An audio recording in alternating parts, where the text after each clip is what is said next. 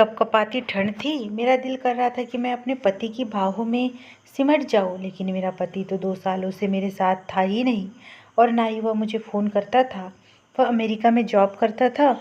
उस रात मैंने जज्बातों में आकर पति को वीडियो कॉल करने लगी, लेकिन गलती से कॉल देवर को लग गई और देवर ने मेरा ऐसा रूप देखा जो उसे नहीं देखना चाहिए था। अब देवर मुझे ब्लैकमेल करने लगा और मैं हर रोज़ उसको वीडियो कॉल करती थी। उसके बाद जो कुछ भी हुआ उसे जानकर आपकी भी रूह काँप जाएगी, क्योंकि देवर और पति दोनों ने मेरे साथ आज की रात में बेतहाशा रो रही थी। शिवम का व्यवहार मेरे साथ इस कदर बदल चुका था कि मुझे यह डर लगने लगा था कि कहीं वह मुझे छोड़ ही ना दे। जितनी मोहब्बत मैंने शिवम से की थी, मैं तो उसके बगैर मर जाती, लेकिन वह मेरा पति होकर भी मुझे अपने करीब नहीं आने देता था। मुझसे दूर भागता था जैसे मैं कोई अछूत हूँ और मैं उसकी संगत के लिए तड़पा करती थी। मेरा जी चाहता था कि शिवम के सीने से लग जाऊँ। वह मुझे अपनी बाहों के घेरे में लेकर मुझे अपनी मोहब्बत से भिगो दी। मुझे रातों को नींद नहीं आती थी। आज रात भी ऐसा ही हुआ था। मैंने जैसे ही शिवम को फ़ोन किया तो उसने मुझे डांट दिया और फ़ोन रख दिया। मैं बेड में अकेली करवट बदल रही थी और तकिया को दबोच रही थी, तभी मेरी नज़र मोबाइल पर पड़ी। मैंने मोबाइल उठाया और देवर को वीडियो कॉल लगाई और वीडियो कॉल पर उसके साथ आज रात बहुत कपकपाती ठंड थी और बाहर बर्फ़ भी गिर रही थी। मुझे शुरू से ही बहुत ठंडी लगती थी। मैंने रजाई ओढ़ रखी थी, लेकिन फिर भी मुझे बहुत ठंड लग रही थी। ठंडी की वजह से मेरा दिल काँप रहा था।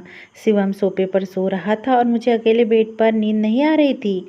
और उस पर सत्य यह था कि बारिश भी बहुत तेज हो रही थी। बादल के तजने और बिजली के चमकने की आवाज़ सुनाई दे रही थी। ठंड के मारे मैं कांपने लगी थी। बारिश तो ऐसी थी कि जैसे हर तरफ तूफान मचा हुआ था। ठंड के मारे मैंने बेड की चादर को दबोच शुरू कर चुकी थी। तकिया को दबोचकर सीने से लगा लिया था। शिवम मेरे पास ही लेट जाता तो मैं उसको पकड़ लेती। शायद मेरी ठंड कम हो जाती। वो मुझे अपनी बाहों के घेरे में लेकर मेरे डर को अपनी पनाहों में ख़त्म कर देता, लेकिन नहीं सो रहा था। मुझे लगता ही नहीं था कि मैं शिवम से मोहब्बत की शादी की है। यह वही शिवम है जो मेरे खातिर हर एक से लड़ गया था। उसे हुआ क्या था? क्योंकि मुझसे दूर भागने लगा था, अपनी मोहब्बत का आदी बनाकर मुझसे कौन सा बदला ले रहा था? क्यों मुझे अकेलेपन की सज़ा दे रहा था? मेरा सब्र जवाब दे गया था। मैं उठकर सोफे पर शिवम के पास आ गई। मैं उसे हिलाने लगी। वह गहरी नींद में जागा था। मुझे देखकर एकदम से उठकर बैठ गया और कहने लगा, क्या बात है? क्यों तुम मुझे सुकून से सोने भी नहीं देती हो? मैं उसके बराबर बैठ गई, लेकिन वह तो मेरा स्पर्श पाकर ऐसे दूर होता था जैसे मैंने उसे करंट मार दिया हो। मैंने कहा, मुझे ठंडी लग रही है शिवम। मेरी बात सुनकर बहुत ही बेचैनी से मुझे देखने लगा। कहने लगा, तो मैं क्या करूं? ठंडी को रोकना तो मेरे बस में नहीं है ना। मैंने कहा, लेकिन मेरे पास बेड पर लेट तो सकते हो ना। मेरी बात सुनकर वो कहने लगा, नहीं लेट सकता। उठो मेरे पास से और जाकर बेड पर सो जाओ, वरना मैं इस कमरे से भी बाहर चला जाऊंगा। मैंने उससे कहा कि तुम्हें हुआ क्या है? क्यों मुझसे दूर भागते हो? इस वक्त तुम्हारी ज़रूरत है मुझे। पनाहों में ले लो, मुझे अपने सीने से लगा लो। मैं कब से तुम्हारे लिए तड़प रही हूँ, और अब जब तुम 2 साल बाद घर आए हो तो तुम मेरे करीब क्यों नहीं आते हो? पहले तो तुम्हारा मेरे बिना एक दिन नहीं कटता था, और अब 2 साल बाद आए हो और एक बार भी मेरे करीब की क्यों नहीं आते हो? मेरी बात सुनकर वह कहने लगा, मुझे तुम बहुत बुरी लगने लगी हो, क्योंकि तुम्हारे खातिर मेरे माँ बाप मुझे छोड़कर चले गए हैं। जैसे तुमने उन्हें मुझसे दूर कर दिया है, मैं उनके लिए तरसता हूँ, वैसे ही अब तू मेरे लिए तड़पेंगी। पल पल मेरी मोहब्बत के लिए तड़पोंगी। मैंने कहा, मेरा क्या दोष है? मैंने ये चाहती थी कि यह सब कुछ हो, तुम्हारे माँ बाप तुमसे रूठ जाए। तुम अच्छी तरह से जानते हो मैं तुमसे कितनी मोहब्बत करती हूँ। वो कहने लगा, तुम्हारी मोहब्बत ही तो ले डूबी है मुझे। तुम्हारी मोहब्बत ने मुझे मैं अब मेरे अपनों से दूर कर दिया। तुम्हारी मोहब्बत ने मुझे बर्बाद करके रख दिया है, मुझे कहीं का नहीं छोड़ा है। तुम मुझे छोड़कर चली क्यों नहीं जाती हो? वह इस कदर गुस्से से बोला कि मैं काँप कर रह गई थी। फिर वह मुझे बाजू से पकड़कर खड़ा हो गया और कहने लगा, मोहब्बत करती हो ना मुझसे? तो ठीक है। यह कहकर वो मुझे कमरे से बाहर ले गया और मुझे बाहर निकाल कर खुले छत पर ले गया, जहाँ तेज बारिश हो रही थी और बर्फ़ गिर रही थी। यह देखकर मेरी जान निकल रही थी। मैंने कहा, यह क्या कर रहे हो तुम शिवम? मुझे बहुत ठंडी लग रही है। मुझे बाहर नहीं जाना, लेकिन वह मुझे घसीटते हुए छत पर ले आया। उतनी भयंकर वाली ठंडी में छत पर खुले आसमान के नीचे लाकर मुझे छोड़ दिया। कहने लगा, मोहब्बत करती हो ना मुझसे, तो सारी आजमाइश में ही क्यों करूं? आज तुमको भी देनी होगी। मेरी मोहब्बत का सबूत देना होगा। तुम भी अगर मुझसे मोहब्बत करती हो तो गुजारो पूरी रात इस बारिश में। यह कहकर वो मुझे बाहर में छोड़कर अंदर चला गया और फौरन से कमरे का दरवाज़ा भी बंद कर दिया। ये कौन सी आजमाइश थी? ये कौन सा इम्तिहान था? मैं सिमट कर उसी आंगन में बैठ गई थी। मैं पूरी रात उस ठंड में कपकपाती रही और फूट फूट कर रोती रही। शिवम से मैं मोहब्बत करती थी, उसके बिना मर जाती। वह मुझे अगर आग में कूदने को कहता तो मैं आग में भी कूद जाती। यह तो बस ठंडी थी। मैं सोचने लगी, मैंने शिवम से मोहब्बत तो की है थी, लेकिन मैंने ऐसा भी क्या छीन लिया था उससे? वह अभी मेरे खातिर सब कुछ करने को तैयार था, लेकिन अब इल्ज़ाम मुझ पर ही क्यों लगा रहा था? जब से वह अमेरिका से वापस आया था, वरना इससे पहले तो सब कुछ ठीक चल रहा था। मुझे याद आने लगा कि उस दिन भी मेरी नज़र घड़ी की तरफ थी। रात के 12 बज रहे थे और मुझे शिवम की वीडियो कॉल का इंतजार था। वो रात को 12 बजे वीडियो कॉल किया करता था। उसे मजबूरन अपनी जॉब के सिलसिले में अमेरिका जाना पड़ा, लेकिन वह मुझसे रेगुलर रात को 12 बजे वीडियो कॉल पर बात करता था। हम एक दूसरे से जी भर के बातें करते थे, क्योंकि मैं जानती थी कि मेरे पति ने 2 साल से पहले वापस नहीं लौटना है। लेकिन आज तो मेरे इंतजार की घड़ियां लंबी होने लगी थी। काफ़ी देर हो चुकी थी, लेकिन आज शिवम की कोई कॉल नहीं आ रही थी। कई बार मैंने उसे कॉल की, लेकिन वो कॉल कट कर देता था। मैंने उससे कहा कि मैं तुम्हारी ऐसी कोई फिजूल बात नहीं मानूंगी। अरे तुम तो अमेरिका जाकर बड़े ही बेशरम हो गए हो। मैं तुम्हारी पत्नी हूँ और कहीं भागी तो नहीं जा रही हूँ ना। जब तुम घर वापस आओगे तो मैं तुम्हारी सारी फरमाइश तुम्हारी बाहों में पूरी करूंगी, इस तरह वीडियो कॉल पर नहीं। मैंने तो उस समय ये शायद मजाक में कहा था। मैं उसे नखरे दिखाना चाहती थी, लेकिन मुझे क्या पता था कि वह मुझसे सच में नाराज हो जाएगा। 4 दिन तक शिवम की कोई कॉल नहीं आई। मैं बहुत परेशान हो गई थी। बार बार उसे मैसेज कर चुकी थी, माफ़ी भी मैसेज करके मांग चुकी थी, लेकिन शिवम है कि बात करने को तैयार ही नहीं था। 4 दिन बाद रात 3 बजे उसका मैसेज आया था कि मैं 4 दिन से बुखार में पड़ा हूँ, इसलिए तुम्हें कॉल नहीं कर पाया था। सुनकर तो मैं और भी ज़्यादा परेशान हो गई थी। मैंने कहा, तुम्हें हुआ क्या है शिवम? वीडियो कॉल करो, मुझसे बात करो, मैं तुम्हें देखना चाहती हूँ।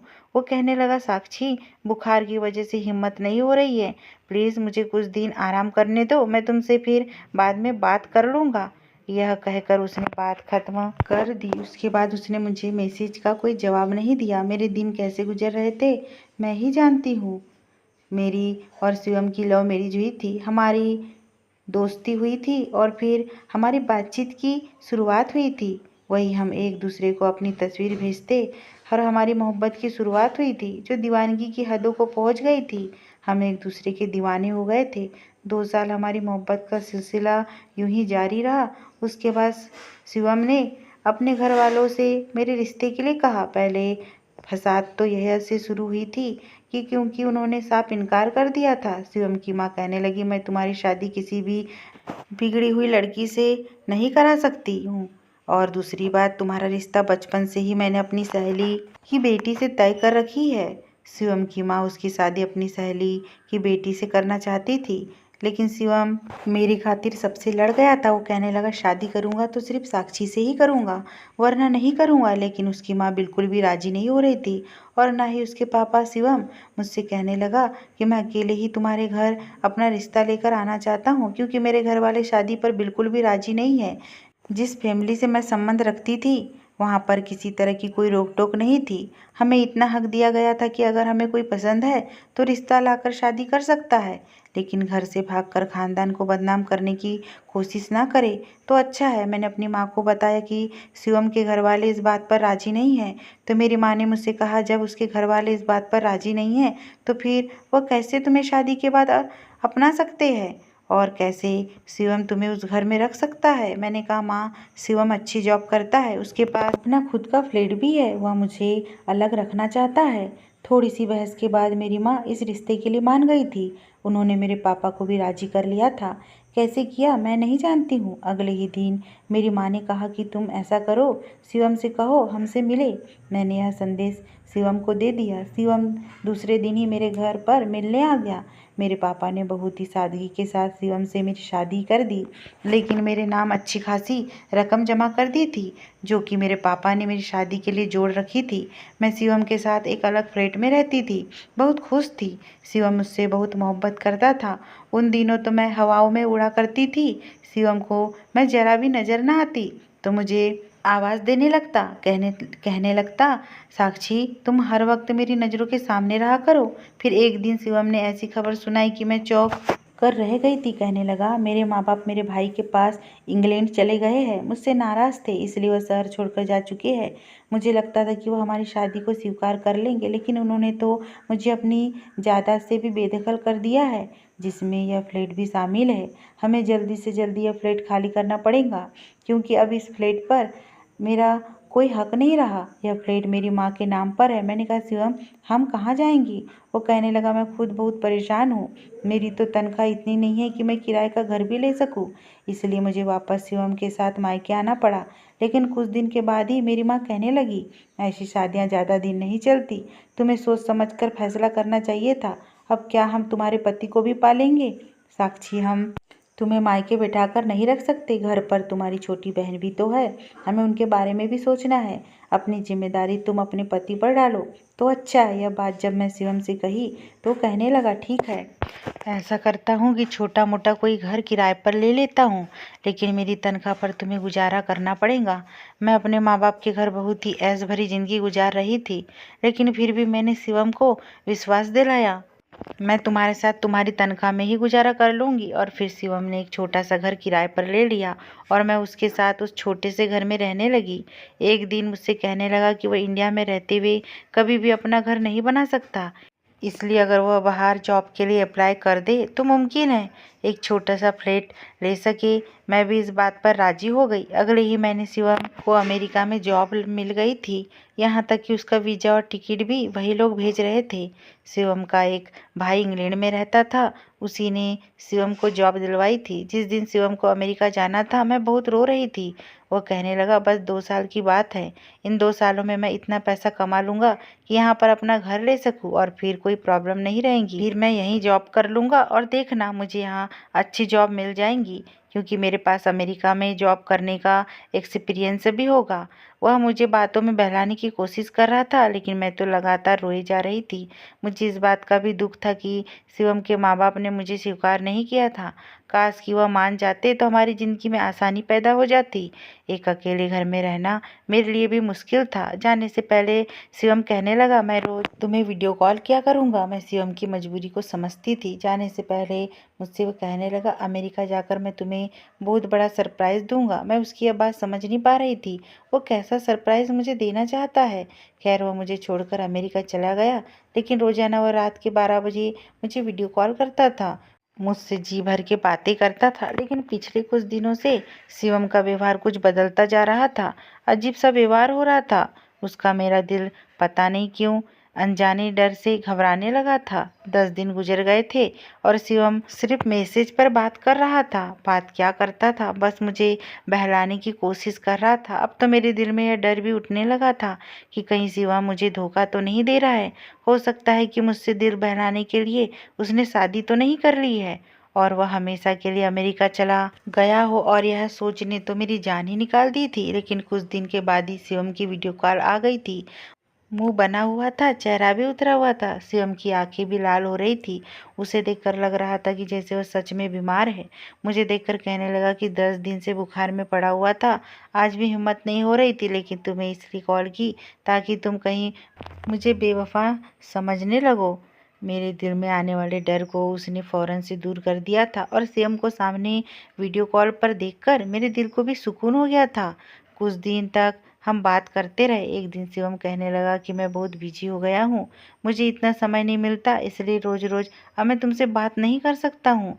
अब धीरे धीरे वह मुझसे कम बात करने लगा था, लेकिन हर महीने मेरे अकाउंट में पैसे भेज रहा था ताकि मुझे घर के खर्चों के लिए कोई प्रॉब्लम ना उठानी पड़े। 2 साल गुजर गए थे और 2 साल मैंने कैसे काटे थे मैं ही जानती हूँ। जैसे जैसे ये 2 साल पूरे हो रहे थे, मेरी बेकरारी बढ़ रही थी। शिवम कहने लगा कि मैं आना तो नहीं चाहता हूँ, लेकिन मैं वापस आ रहा हूँ। मुझे तुमसे बहुत ज़रूरी बात भी करनी है। मैं तो यह बात सुनकर ही खुश हो गई थी कि वह इंडिया वापस आ जाएगा। मैंने उसकी दूसरी बात की तरफ ध्यान ही नहीं दिया था कि उसे मुझसे क्या ज़रूरी बात करनी थी। जाने से पहले भी उसने एक सरप्राइज़ की बात मुझसे की थी, लेकिन मैं इस बात को बिल्कुल ही भूल चुकी थी। मुझे शिवम के आने की इस कदर खुशी थी कि मैं बता ही नहीं सकती हूँ। जिस दिन उसे इंडिया आना था, मैं उसको लेने एयरपोर्ट चली गई। जैसे ही वह एयरपोर्ट से बाहर आया, मैं तड़प कर उसके गले से लग गई और रोने लगी, लेकिन उसने फ़ौरन से मुझे खुद से अलग कर दिया और कहने लगा, साक्षी यह क्या हरकत है, लोग देख रहे हैं। मुझे शिवम का यह बिहेवियर बहुत ही अजीब लगा था। उसे बिल्कुल भी एहसास नहीं था कि 2 साल मैंने उसके बगैर कैसे गुजारे हैं। उसे लोगों की परवाह थी, मेरी नहीं। जैसे ही मैं घर आई तो शिवम वहाँ भी चुपचाप सा था। मैंने शिवम से कहा, क्या हुआ है तुम्हें? वो कहने लगा, कुछ नहीं, बस भूख लग रही है। मैंने उसकी पसंद की बहुत सारी डिशेस बनाई थी, लेकिन उसने खाना उतने मन से नहीं खाया था जैसे वो पहले खाता था। खाने के बीच में भी वह मेरी बातें बहुत ही गायब दिमागी से सुन रहा था। मेरी बातों का बस वह हाँ या ना में जवाब दे रहा था। मैं उसके अजनबी से व्यवहार से बहुत परेशान होने लगी थी। मैंने कहा, शिवम क्या बात है, तुम मुझसे ठीक से बात क्यों नहीं कर रहे हो? वो कहने लगा कि तुम जानती हो मैं वापस क्यों आया हूँ। मैंने कहा, क्यों शिवम? वो कहने लगा, मुझे अमेरिका की नौकरी से निकाल दिया गया है और मेरे पास कोई पैसे जमा नहीं हुए हैं। मैं उसकी उदासी की वजह समझी थी। मैंने कहा, तुम परेशान मत हो, तुम्हारे भेजे गए सारे पैसे मैंने संभाल कर रखे हुए हैं, कोई भी फिजूल खर्ची नहीं की है। और फिर मेरे माँ बाप ने भी जो शादी में मेरा हिस्सा मुझे दिया था, वह भी पैसे मेरे पास पड़े हुए हैं। हम सबको मिलाकर एक छोटा सा फ्लैट खरीद सकते हैं। मुझे लगा यह सुनकर शिवम खुश हो जाएगा, लेकिन वह अभी भी चुपचाप सा था। रात को जब शिवम सोने के लिए कमरे में आया तो मुझे लगा कि वह भी मेरे लिए उतना ही बेकरार होगा जितना मैं उसके लिए हूँ। लेकिन वह तो बस इधर उधर कमरे में अपना टाइम पास कर रहा था। कभी अपनी घड़ी उतार कर रखता, कभी जूते साइड में रखता, कभी अपने मोबाइल पर कुछ देखने लगता, लेकिन अब मुझसे बर्दाश्त नहीं हो रहा था। मैंने यह 2 साल शिवम की जुदाई में बहुत मुश्किल से गुजारे थे। मैं खुद ही उठकर शिवम के सीने से लग गई, लेकिन मेरे पास जाते ही शिवम ने मुझे झटक कर खुद से दूर कर दिया। कहने लगा, ये क्या बदतमीजी है, दूर रहो मुझसे। मैंने कहा, शिवम तुम्हें क्या हो गया है? मैं तुम्हारे लिए कब से तड़प रही हूँ और तुम मुझे करीब आने नहीं दे रहे हो। और कहने लगा, अभी मेरा कोई मूड नहीं है, तुम जाकर बेड पर सो जाओ। मुझे विश्वास नहीं हो रहा था कि शिवम ऐसा भी कह सकता है। अमेरिका जाने से पहले वह रात को मुझसे चिपक कर ही सोता था, क्योंकि मुझे से अलग होकर सोने से उसे नींद ही नहीं आती थी। और आज वो मुझसे कह रहा था कि मेरे करीब मत आओ। मेरी आंखों में आंसू आ गए थे, लेकिन फिर भी मैंने यह सोचकर खुद को समझा दिया कि शायद शिवम परेशान है अपनी नौकरी की वजह से। इसलिए मैं चुपचाप बेड पर जाकर सो गई। शिवम ने अपना तकिया उठाया और सोफे पर लेट गया, और फिर अब रोज ऐसा ही होने लगा था। वह धीरे धीरे मुझसे दूर रहने लगा। मैंने अपने माँ बाप से अपने पैसों का जिक्र कर दिया। मेरे पापा की कुछ प्रॉपर्टीज थी, हम 5 बहनें थे। मेरे पापा ने अपनी जायदाद में से मेरा हिस्सा निकाल कर मेरे नाम कर दिया। उन्होंने मुझे इतने पैसे दे दिए कि मैंने एक छोटा सा घर खरीद लिया। मैं समझी कि अब शिवम खुश रहने लगेगा और मेरे साथ एक खुशगवार जिंदगी गुजारने लगेगा। लेकिन जब से वह वापस आया था, मुझसे कतरा रहा था, मेरे करीब नहीं आता था। मुझे लग रहा था कि जैसे बात कुछ और है, वो मुझसे कुछ छुपाने की कोशिश कर रहा है। शायद उसने अपने माँ बाप की नाराज़गी का एहसास है, और यह बात सही निकली थी। एक बार मैं शिवम के करीब आने लगी तो उसने मुझे झटक दिया। कहने लगा, पीछे रहो, तुम्हारी वजह से मेरे माँ बाप मुझे छीन गए हैं। मुझे तुमसे की गई मोहब्बत पर अफसोस हो रहा है। मुझे अपनी माँ की याद आती है। तुम्हारी वजह से मैं इस छोटे से घर में रहने पर मजबूर हूँ। मेरी करोड़ों की जायदाद मुझसे छीन गई है, और मेरे माँ बाप ने सिर्फ तुम्हारी वजह से मुझे बेदखल कर दिया। दूसरे देश में भी मैंने धक्के खाकर देख लिए। पैसा कमाना कोई आसान काम नहीं है। तुम्हारी वजह से बहुत बड़ी मुश्किलों में मैं फंस कर रह गया हूँ। मुझे समझ नहीं आ रहा था कि वह मुझसे इस तरह की बात कर सकता है। उसमें मेरा तो कोई दोष ही नहीं था। उसे चाहिए था कि वह अपने माँ बाप को राजी करता और फिर मुझसे दोस्ती की शुरुआत करता। मैंने भी तो अपने माँ बाप को मनाया था और राजी करके अपने माँ बाप की मर्जी से उसके साथ उस घर में रह रही थी। मैंने कहा कि ठीक है, तुम मुझे अमेरिका ले जाओ, मैं तुम्हारे माँ बाप के पास जाऊंगी, उनके हाथ जोड़कर उनसे माफ़ी मांग लूंगी, उनकी विनती करूंगी, उन्हें मनाने की कोशिश करूंगी और तुम देखना मैं उन्हें मना लूंगी। लेकिन तुम मेरे साथ ऐसा व्यवहार मत करो, मैं तुम्हारा ऐसा व्यवहार सह नहीं सकती हूँ। मैं तुमसे बहुत मोहब्बत करती हूँ। और ये सच था कि मैं शिवम की बेरुखी बर्दाश्त नहीं कर सकती थी, क्योंकि मैंने उससे बेइंतहा मोहब्बत की थी।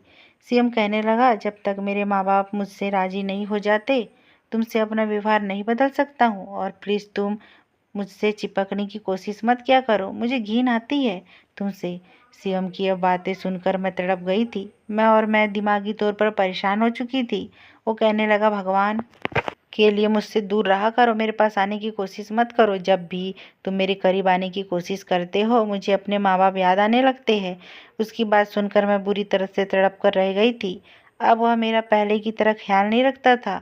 उसे मेरी कोई परवाह तक नहीं थी। बस सुबह उठते ही अपने काम के लिए चला जाता, शाम को वापस आता तो खाना खाकर फिर बाहर दोस्तों के साथ चला जाता। रात को कभी 2 बजे या फिर कभी 3 बजे घर वापस आता तो तकिया उठाकर सोफे पर लेट जाता। जब से वह अमेरिका से वापस आया था, उसका ऐसा ही व्यवहार था। मैंने सोचा कि शिवम से कहती हूँ, वो मुझे अपने माँ बाप का फ़ोन नंबर ही दे दे, मैं उनसे बात करके ही देखती हूँ। लेकिन वो फ़ोन नंबर देने के लिए तैयार भी नहीं था। एक रात तेज बारिश हो रही थी और ठंडी भी काफ़ी थी, तो शिवम ने मुझे छत पर खुले आसमान के नीचे लाकर खड़ा कर दिया। मुझे मेरी मोहब्बत की सज़ा देने लगा। मुझे बहुत ज़्यादा ठंड लग रही थी, लेकिन फिर भी शिवम के लिए उतनी ठंड में मैं खड़ी रही और फिर ना जाने कब मैं बेहोश हो गई थी। जब मुझे होश आया तो वह मेरे पास बैठा रो रहा था और मुझे होश में देखकर कहने लगा, मुझे माफ़ कर दो, मैं तुमसे और नाटक नहीं कर सकता, मैं खुद बहुत मुश्किल में पड़ चुका हूँ। मैंने कहा, क्या मतलब है तुम्हारा शिवम? कहने लगा, तुम्हारा शिवम मर चुका है साक्षी, मैं शिवम नहीं हूँ। यह सुनना था कि मेरा दिमाग बुरी तरह से चकरा गया था। वो कहने लगा, मैं शिवम का जुड़वा भाई हूँ। मैं पिछले 5 सालों से अमेरिका में काम कर रहा था। मैंने ही शिवम को अमेरिका बुलाया था। शिवम ने पहले कभी तुमसे मेरा जिक्र नहीं किया होगा। यह बात उसने मुझे अमेरिका में आकर बताई हुई थी। कहता था कि उसे किसी दिन वीडियो कॉल पर सरप्राइज़ दूंगा, जब हम दोनों को एक साथ देखेंगी तो चकरा जाएंगे। लेकिन उसे ऐसा मौका ही नहीं मिला। हार्ट अटैक आने की वजह से शिवम इस दुनिया में नहीं रहा। जब अचानक से उसके सीने में दर्द होने लगा तो मैं उसे हॉस्पिटल लेकर गया। उस समय भी उसे तुम्हारा ही ख्याल था। वो कहने लगा कि साक्षी मेरा दूर जाने का गम सह नहीं पाएंगी, इसलिए तुम उसे कभी बेसहारा मत छोड़ना। मुझे पता है कि मैं बच नहीं पाऊंगा और मेरे मरने के बाद यह खबर सुनकर साक्षी पागल हो जाएंगी। वह मुझसे बहुत मोहब्बत करती है, मेरे बिना जी नहीं सकती, उसकी ज़िंदगी बर्बाद हो जाएगी। इसलिए तुम उसे अपना लेना और उसे सच्चाई मत बताना, क्योंकि मेरे मरने की खबर सुनकर साक्षी टूटकर बिखर जाएंगी। तुम उसकी ज़िंदगी में शिवम बनकर जाना, मेरी साक्षी को बेसहारा मत छोड़ना। यह कहते हुए वह बेतहासा रो रहा था। कहने लगा, मैंने इसलिए तुमसे शिवम बनकर बात करनी शुरू कर दी। बहुत बार चाहा तुम्हें सच्चाई बता दूं, लेकिन हिम्मत नहीं हुई। इसलिए सोचा इंडिया जाकर तुम्हें सच बता दूं। लेकिन एयरपोर्ट पर जैसे ही तुम पागलों की तरह मेरे गले लगी थी, जिस तरह से शिवम की 2 साल की जुदाई पर तुम फूट फूट कर रोने लगी थी, मैं घबरा गया था कि तुम्हें कैसे बताऊं। मैं जब भी तुम्हें सच बताना चाहा, तुम्हारी शिवम के लिए मोहब्बत देखकर मैं खामोश हो जाता था। इसलिए चाहा कि मैं तुमसे खराब रवैया रखूंगा, ताकि तुम्हें मुझसे नफरत हो जाए और तुम मुझसे तलाक मांग लो। लेकिन तुम हर आजमाइश पर खड़ी उतरती रही, मेरे लिए और मुश्किलें पैदा करती रही। इसलिए मैं अब तुम्हारे साथ और धोखेबाजी और ड्रामा नहीं कर सकता। मैं ये बातें सुनकर फूट फूट कर रोने लगी थी। मेरा शिवम बेवफा नहीं था, वह तो मुझसे मोहब्बत करता था। अपनी आखिरी समय में भी उसने मेरी परवाह की थी। मैं कुछ संभल पाई तो शिवम का भाई अनिकेत कहने लगा, अगर तुम चाहो मैं तुम्हें सहारा दे सकता हूँ, तुमसे शादी कर सकता हूँ। मैं गौर से अनिकेत की तरफ देख रही थी। वह बिल्कुल शिवम की तरह दिखता था। कोई कह ही नहीं सकता था कि वह शिवम नहीं है। मैं भी तो धोखा खा गई थी। मैं तो समझ ही नहीं पाई थी कि यह तो शिवम ही नहीं है। कितनी बार मैंने उसके करीब जाने की कोशिश की थी। एक दो बार ज़बरदस्ती उसके गले भी लग गई थी, तभी मुझे महसूस नहीं हुआ था कि वो शिवम नहीं है। मैं अनिकेत की शराफत की कायल हो गई थी। उसने एक बार भी मेरा फ़ायदा उठाने की कोशिश नहीं की थी, लेकिन मैंने अनिकेत को मना कर दिया। मैंने कहा कि मैं अपने पति के साथ बेवफाई नहीं कर सकती। लेकिन अनिकेत कहने लगा, भाई ने मरने से पहले मुझसे कहा था कि मैं तुम्हें अपना लूँ। यह भाई की आखिरी इच्छा थी। लेकिन फिर भी मैंने अनिकेत को इनकार कर दिया। मैं शिवम की जगह किसी को नहीं दे सकती थी। मैं अब अनिकेत से दूर रहने लगी थी। अनिकेत भी अपने काम से काम रखता था। एक दिन बाथरूम में पैर फिसलने की वजह से मैं गिर गई और मेरी कमर में काफ़ी चोट लग गई थी। मुझे चलने फिरने में प्रॉब्लम हो रही थी। उस वक्त अनिकेत ने मेरी काफ़ी देखरेख की थी। मेरा ऐसा ख्याल रखा था जैसे वह शिवम हो। उसमें मुझे शिवम दिखाई देने लगा था। अनिकेत की वजह से मैं काफ़ी जल्दी ठीक हो गई थी। अब मैं और अनिकेत फिर अपने अपने कामों में लग गए थे। मैं हमेशा शिवम की यादों में खोई रहती थी। एक दिन शिवम मेरे सपनों में आया और मुझसे कहने लगा, साक्षी, तुमने अपना क्या हाल बना रखा है। मैं चाहता हूँ कि तुम हमेशा खुश रहो, अपनी ज़िंदगी में आगे बढ़ो। और मेरी अंतिम इच्छा भी तुमने पूरी नहीं की। खुद के लिए ना सही, मेरे लिए ही तुम, मेरी परछाई, मेरे भाई अनिकेत से तुम शादी कर लो। मैं हड़बड़ा कर उठकर बैठ गई, लेकिन मैंने अनिकेत को इस बारे में कुछ भी नहीं बताया, क्योंकि मुझे शर्म आ रही थी। कुछ दिन बाद मैं अपने मायके चली गई। मेरे माँ बाप को जब सच मालूम हुआ तो कहने लगे, तुम कैसे सारी ज़िंदगी शिवम के नाम से जी सकती हो। और फिर शिवम की आखिरी इच्छा भी तो यही थी कि तुम और अनिकेत एक हो जाओ। तुम्हें एक बार अपने फैसले पर सोचना चाहिए। अपने माँ बाप की बात सुनकर मैं खामोश हो गई। जख्म अभी हरा था। मैं कोई भी फैसला नहीं ले पा रही थी। लेकिन मैं जब से अनिकेत को छोड़कर अपने माँ के घर आई थी, मेरा जी चाहता था कि अनिकेत को एक बार देख लूँ, क्योंकि अनिकेत में मुझे शिवम की झलक दिखाई देती थी। वह बिल्कुल शिवम के जैसा था और उसे देखकर मेरे दिल को सुकून मिलता था। एक दिन अचानक से अनिकेत और मेरी सास मेरे घर आए। उन्हें देखकर मेरी आंखें भर आई। मेरी सास मुझे सीने से लगाकर रो पड़ी और कहने लगी, मैं तुम्हें साथ ले जाने आई हूँ। मेरा बेटा तो नहीं रहा, लेकिन मैं उसकी मोहब्बत को अपने घर पर रखूँगी और उसे पूरा हक दूंगी जो तुम्हारा है। बेटा, मैं तुम्हारे आगे हाथ जोड़ती हूँ, तुम अनिकेत से शादी कर लो। मेरे माँ बाप भी इस बात पर राजी हो गए। मैंने भी कुछ देर सोचा और शिवम की आखिरी इच्छा का मान रखते हुए अनिकेत से शादी कर ली। अनिकेत और सास ससुर के साथ मैं एक बड़े से बंगले में रहने लगी, जहाँ सब कुछ था। फिर भी मुझे सुकून नहीं मिल रहा था, क्योंकि मेरा प्यार मुझसे बहुत दूर चला गया था। मैं अनिकेत का चेहरा तो देखती रहती हूँ, क्योंकि उसमें मुझे शिवम दिखाई देता है, लेकिन मैं उसे दिल से अपना नहीं पा रही हूँ। लेकिन मैं कभी कभी सोचती हूँ कि इस समय अनिकेत की तो कोई गलती नहीं है। उसने तो मेरा और साथ ही दिया है, और मेरे साथ उसने कभी भी गलत करने की कोशिश भी नहीं की थी। फिर भी मैं उसे सज़ा क्यों दे रही हूँ। मेरे दिल में शिवम हमेशा के लिए ज़िंदा रहेंगे, लेकिन मैं अनिकेत को उसकी खुशी देने की पूरी कोशिश कर रही हूँ। अगर ये स्टोरी आपको पसंद आई हो दोस्तों, और चैनल पे नए हो तो प्लीज़ चैनल को सब्सक्राइब और वीडियो को लाइक कीजिए। धन्यवाद।